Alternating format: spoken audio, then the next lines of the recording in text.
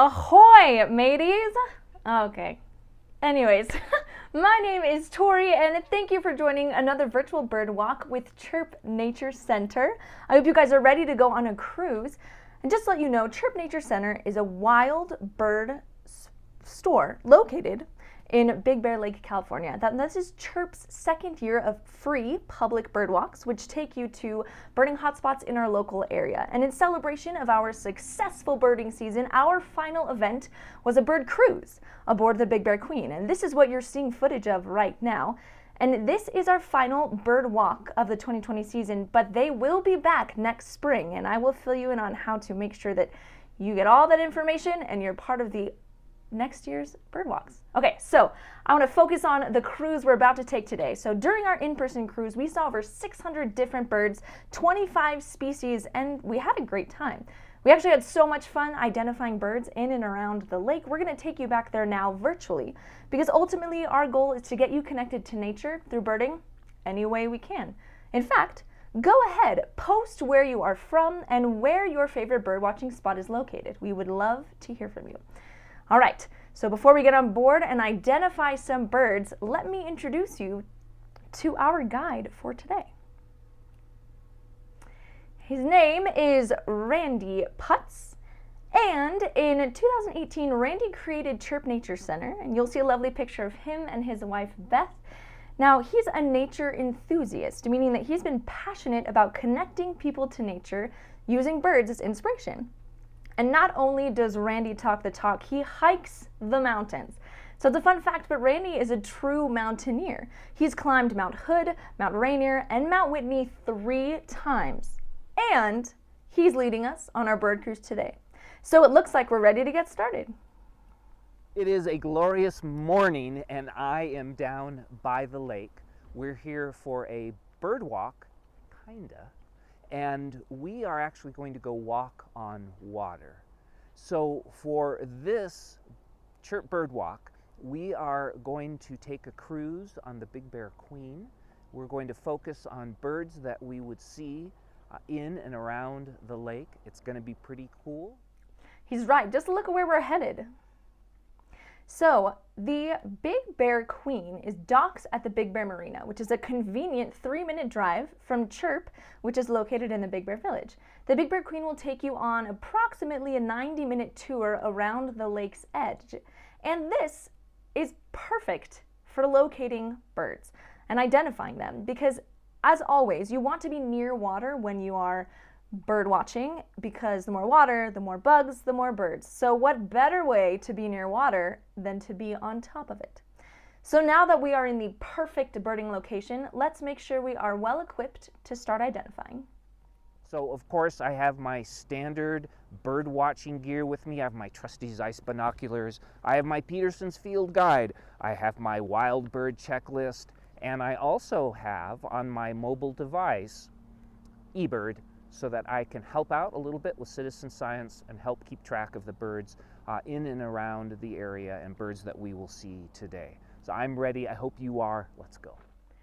So during our in-person cruise, we actually created our own eBird list, and we are happy to share it with you at the end of our cruise today. So let's go ahead and get on board. Okay, I'm so excited to start. I think this is such a unique birding experience. First, let's say hi to Captain Chris. Hey, Captain Chris. You're going to meet him a little bit later. But as you pick your seat, I want to remind you that you are part of our bird identifying team today. So that means as Randy sights birds, post their names in the chat. And I challenge you to guess as many birds as you can throughout our presentation. And also don't worry, if you don't get it correct, this is all just for fun. The more you practice, the better you will become. Isn't that right? And if you have no idea what the bird is, then we're going to give information about all of the birds we see today so that you can better identify them next time.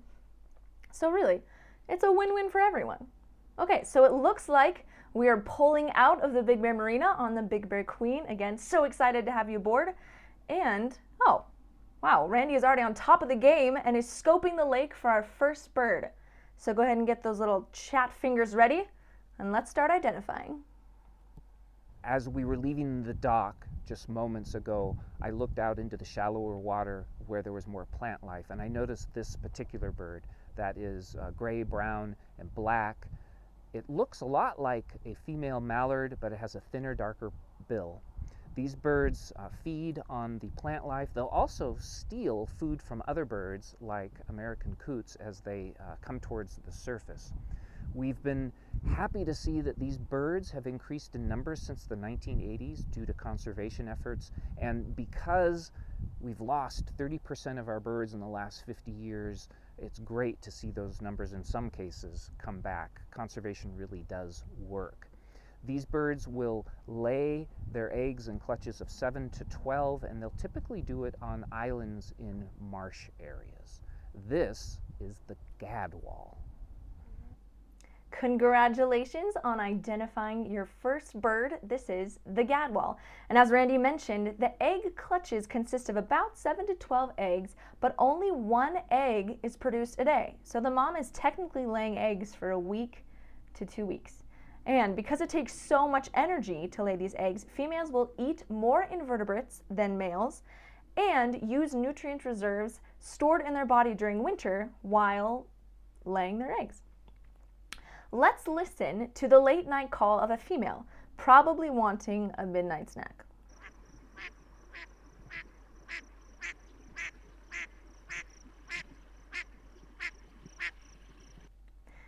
Now next is a unique looking bird that was diving all around the lake. Remember to post in the chat if you know what it is. I just saw running across the water this particular bird that has black and white plumage, a slender neck, a yellow bill, and red beady eyes. These birds will do a very beautiful, elegant courtship dance where they will run across the water. And the males and females have different sized bills, and this is so that they don't compete for the same food. In the 19th century, these birds were prized for their plumage. Their feathers were made into hats and capes, and it was just as valuable as luxury mammal pelts. Thankfully, that has come to an end, and it was that practice of using bird feathers for our clothing and decoration that led to the creation of the Audubon Society.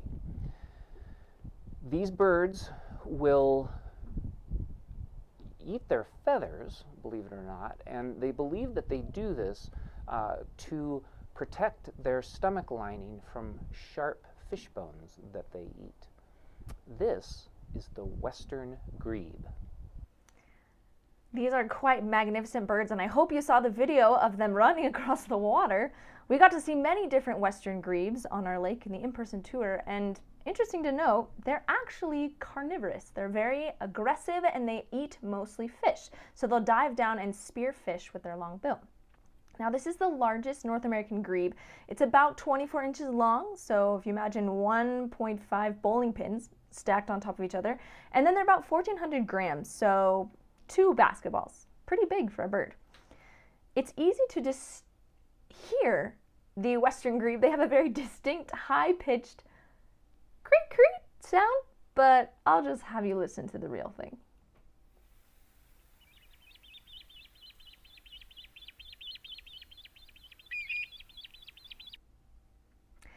All right, this may not be a bird, but Randy has some pretty interesting information about our next identified object. Another unique feature of this area, Big Bear Lake, is the solar observatory. It used to be the largest solar observatory in the world. It's now the second largest because they built a larger one in Hawaii.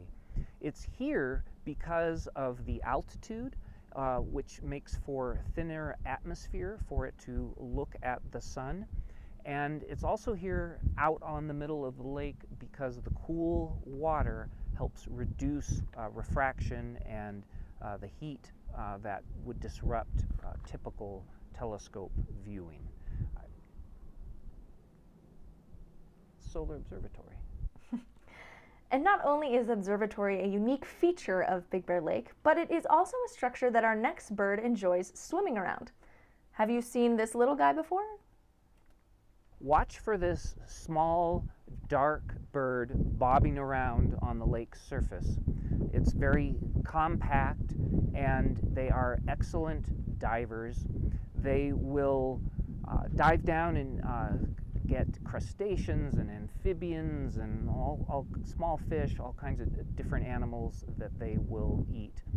Their part of their name, the Grebe part of their name, giving you a hint, means feet at end, which means their feet are towards the end of their body, which is typical for this type of water bird. It makes them kind of awkward on land, but it makes them especially good divers. When the babies of this bird, the chicks, hatch, within a day they ride around on the backs of the parents, which is kind of cool to see. And the other part of their name, the pied part of their name, means two-colored, and that's because of their beaks that turn silver and black in the summertime. And an interesting thing about the word pied, as in the Pied Piper, which was named after its two-colored coat, his two-colored coat. The phrase pied, meaning two-colored, originally comes from the magpie. That's where the pie comes from, and it originally referred to something that was black and white. So pied means two-colored. This is the pied-billed grebe. Well, it sounds like the wind has picked up a little bit on the lake, but I'm sure that the pied-billed grebes don't care, because instead of flying away for safety, they will dive underwater. They also will attack ruddy ducks from underwater in a tactic called submarining. In fact, they're hardly ever seen in flight because they migrate at night. That also rhymed. They will also trap water in their feathers to control their overall buoyancy. Now, this helps them when they're pursuing prey because it reduces the drag in the turbulent water. Quite impressive. They also sound similar to a squeaker toy that my dog plays with, but that's my own personal opinion.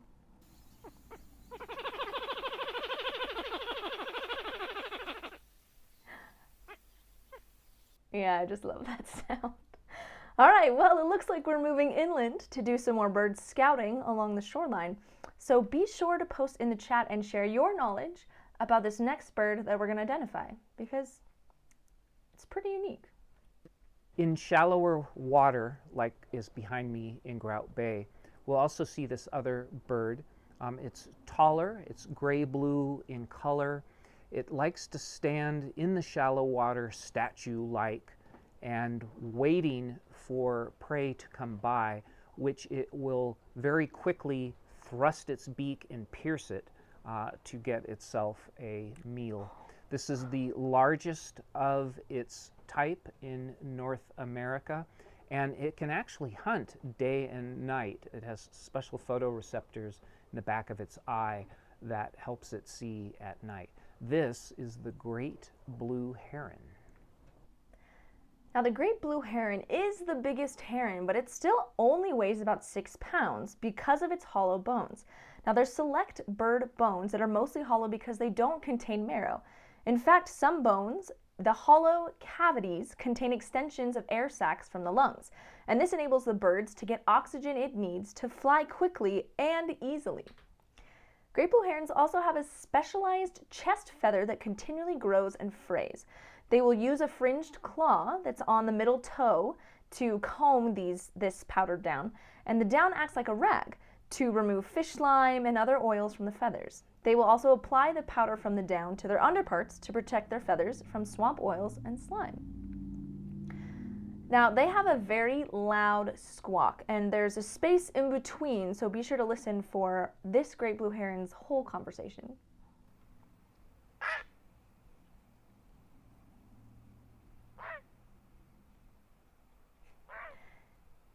Here is another huge bird that you may see flying high above or nesting right by Big Bear Lake.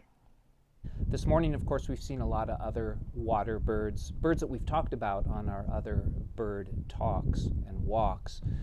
We've seen the mallard ducks, of course, which are pretty common. We've seen the American coots. We've seen the American white pelicans. And the next bird that we're going to talk about has something to do with America. This is a big bird. Its wingspan is as large as Michael Jordan is tall, over 6 feet.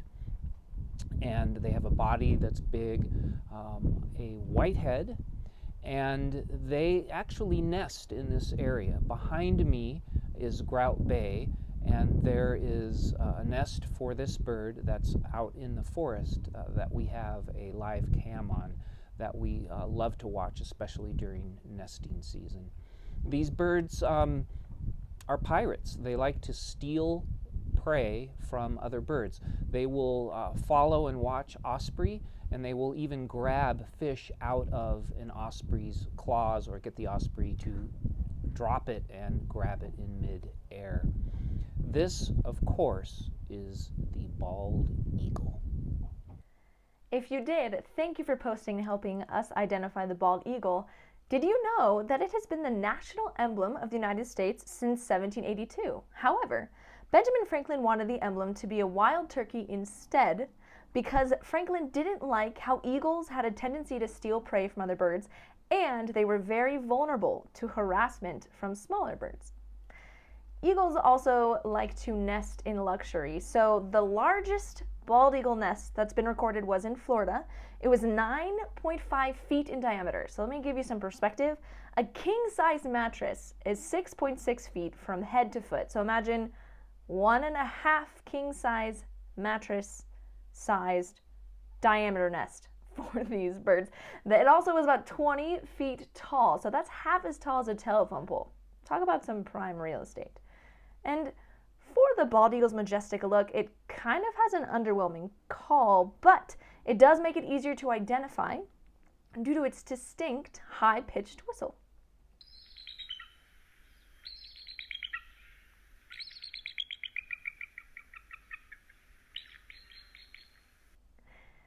And not only is Big Bear Lake home to many beautiful birds, but it is also home to some very unique features.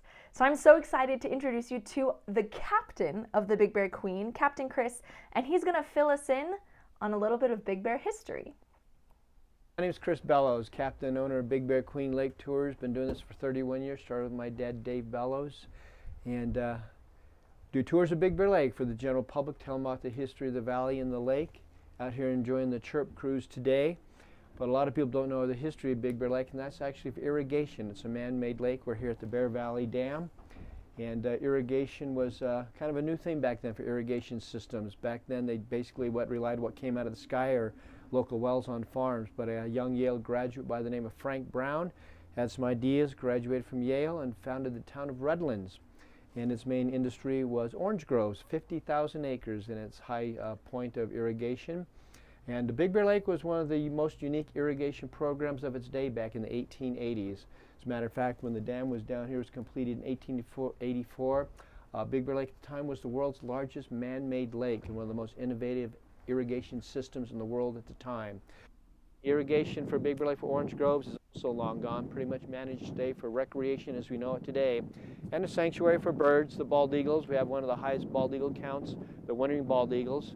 Last I checked with Sandy Steers, about 20 eagles migrate through the valley in the winter months. And we saw one out here earlier, Shadow, one of our newer bald eagles. And hopefully this winter we'll see quite a bit more here at the Bear Valley Dam. And as we enjoy this scenic view, we also catch a glimpse of this colorful bird. I'm seeing a unique bird off in the distance. This bird, the male, has a white chest, rusty sides, green-colored head, and a unique spoon-shaped bill that has 100 or so projections on it called lamulae.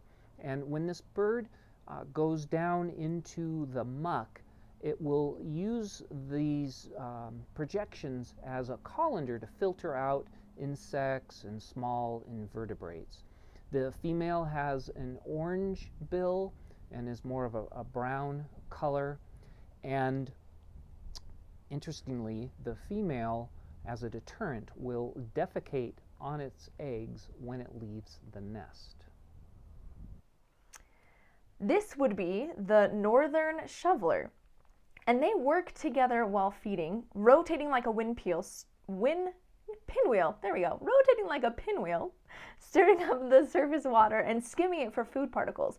Now you can see them swinging their bills side to side, using it as a strainer to get their food. Males also have an elaborate courtship behavior. They'll do many turns and dips and wing flaps and head pumps to get females' attention. And it's not uncommon for a dozen or more males to pursue a single hen. So talk about some competition. Now, rather silent ducks, they do have a wheezy quack that they will quack during mating season. And this is the sound of two males chasing after a female.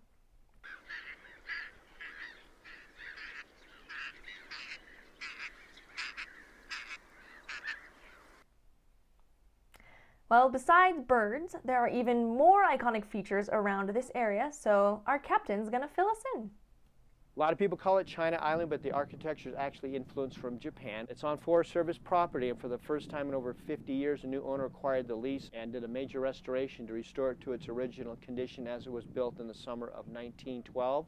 Still used today, and the first vacation spot on the waters of Big Bear Lake, and it has been declared a California Historical Landmark. Garston's Island. Well, I've lived in Big Bear my whole life, and the history of this town never ceases to amaze me. Well, it looks like Randy is ready to keep birdwatching, so let's follow him up to the top deck of the Big Bear Queen. One of the nice things about this particular bird walk, or cruise if you will, is that it's rather leisurely. I'm absolutely winded having to go from the salon downstairs to the deck up here.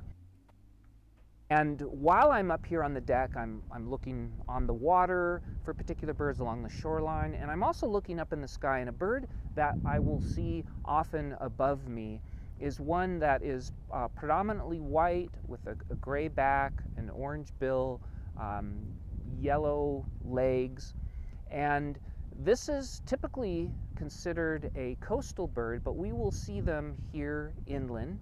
And the mothers and the fathers, males and females, will take turns laying on the eggs. This would be the California gull. So I hope you got that in the chat or you got something close. These birds specifically are co-parenting birds, and they will rotate about 3 to 4 hour intervals of resting and protecting their eggs. Once the young gulls get a little bit older, they will actually start practicing catching food by dropping a stick in midair and then swooping to catch it. They're also very social birds, usually seen in groups that are so large they're called colonies.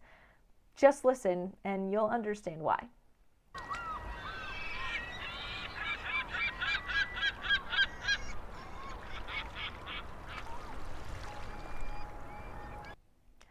And I'm sure you've seen many gulls flying about, but did you know that there's actually a similar looking gull to the California gull that is also found around Big Bear Lake? The difference, though, from its cousin is that it has a black band around its bill, its yellowish bill. These birds will be found in flocks of hundreds. They're very comfortable around humans, and they will return to the same nesting area, sometimes just within yards, year after year. And this would be the ring-billed gull. Did you post it in the chat? Did you get the difference? Well, a few more facts about the ring-billed gull.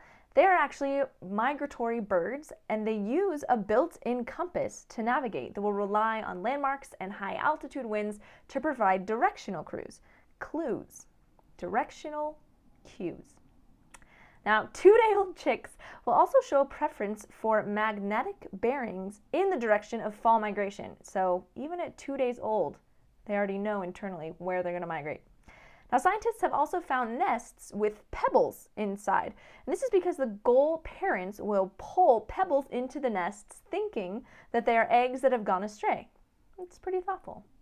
Now, this is the sound of a seagull gull calling out to its friend, probably because he feels left out.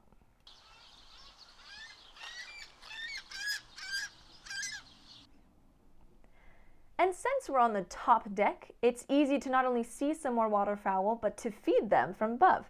However, it is important that we are feeding our feathered friends the appropriate food.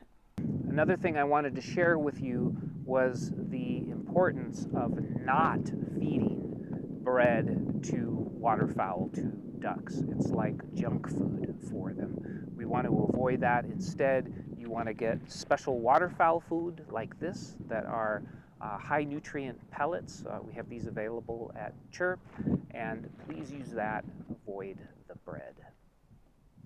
Now the wind may have made it a little difficult to hear, but thank you, Randy, for reminding us that bread and other human food is not good for ducks. It actually can cause wing defects and negatively impact their health. So instead, use waterfowl food, which has attracted a unique looking duck. Get ready to post its name in the chat. Can you identify it before Randy does? We're in Boulder Bay right now, and this would be a good place to see our next bird. It's got a small, compact body with an upright tail. It's got a beautiful blue bill, white cheek patches, and overall it's sort of a reddish-brown color. They can be very aggressive during mating season. They've been known to chase rabbits on the shore. And when they sleep together with their bills in towards one another. They lay 3 to 13 eggs, and their egg size is the largest of all the ducks relative to their body size. And this would be appropriately named the Ruddy Duck. Ruddy, of course, meaning a reddish color. Now this bird's unique color almost makes it look cartoonish to me, although it was around way before cartoons were invented. Fossils of the ruddy duck have been found in California, Virginia, Florida, Illinois, and Oregon, and are at least 11,000 years old. Wow. Now the males will court by beating their bill against their neck to create a swirl of bubbles in the water. And overall, they're quiet ducks. Though the male does have one call, which is kind of a belch-like sound given during his courtship displays, and there's the hollow tapping sound made by slapping the bill across the chest, as you'll see in the video below. If you want to know what it sounds like, go ahead and listen up.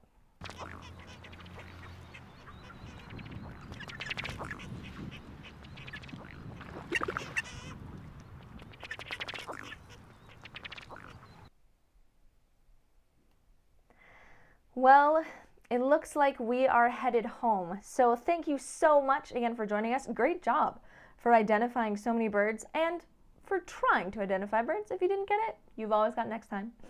And before you learn how you can reward your hard work and enter to win a grand prize, Randy, who is coming off the boat right now, has a little more information. We're back at the dock. We've had a lovely cruise. We've seen lots of interesting birds. And I encourage you, if you're up here in Big Bear Lake, to call Captain Chris and book a tour on the Big Bear Queen. You will not regret it, and you will have an opportunity to see a lot of incredible wildlife and birds. Remember to join us online for our virtual bird walks. Join us for our in-person bird walks and our bird talks and our how-to videos. You can always watch us on YouTube and Facebook and follow us on all the social media, or stop by and see us in the village. Thank you for joining us, and we'll look forward to seeing you again. All right, before I let you in about the grand prize, say bye to Captain Chris. Bye, Captain Chris. All right, so let me tell you what your next step is. So, because of all of the hard work you did today, it is time to reward your birding knowledge by taking a super short quiz. You can get to that quiz by going to chirperbirds.com/quiz, or the direct link will be posted into the chat. Now, by taking this quiz, you will be entered in to win a birding grand prize, and this is what it consists of. Your grand prize for the Big Bear Queen Chirp Nature Center bird cruise will be 3 ornithology birding pamphlets. The first one is the basics of waterfowl identification. The second about dabbling and diving ducks, and the third about birds of prey. You will also receive 2 free tickets redeemable at any time for a cruise aboard the Big Bear Queen. And the final part of your grand prize package will be a rubber ducky, because they're so cute, and who doesn't want a rubber ducky?